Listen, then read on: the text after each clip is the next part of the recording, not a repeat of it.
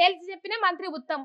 Code ఉండగా కొత్త పథకం మొదలు పెట్టలేం. 70 రోజుల్లో 5 హామీలు అమలు చేసినాం. స్వతంత్ర భారత చరిత్రలో ఆ ఘనత మాదే. ఏది 5 హామీలు అమలు చేసిర్రా?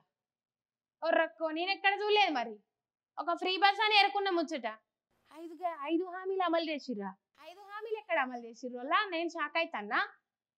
ఒక ఫ్రీ బస్సే కదా, వాళ్ళు నిన్నటి దాకా కూడా ఫ్రీ బస్సే అమలు చేసినామని చెప్పుకొచ్చిర్రు. ఇంకా 5 హామీలేవి? మీ వాళ్ళకి వచ్చినాయి అట్నా? ఇంత 2500 వచ్చినాయా? 500 రూపాయల గ్యాస్ బుడ్డి ఇచ్చిర్రా? ఇయ్యలేదు కదా. మరి 5 గ్యారెంటీలు అమలు చేసినామంటారు.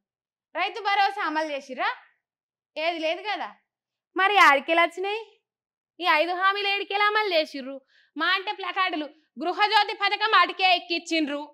ఇక మొన్న ఒక ముచ్చట చెప్తా. పాపము కింద కామెంట్ పెట్టిండు. వాళ్ళకట ఇల్లు లేదట, జాగ లేదట, భూమి లేదట, ఏమీ లేదట.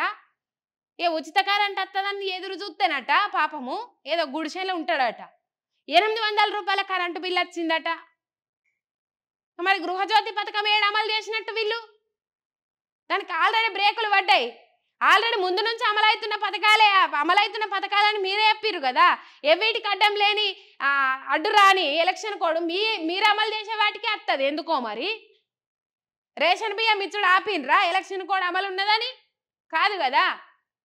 మరి మొత్తం మీద వీళ్ళకే ఇట్లాంటి మాటలు చెప్పుడు సాధ్యమవుతుంది. 5 హామీలు అమలు చేసినామంటే నేను షాక్ అవుతాన్నా.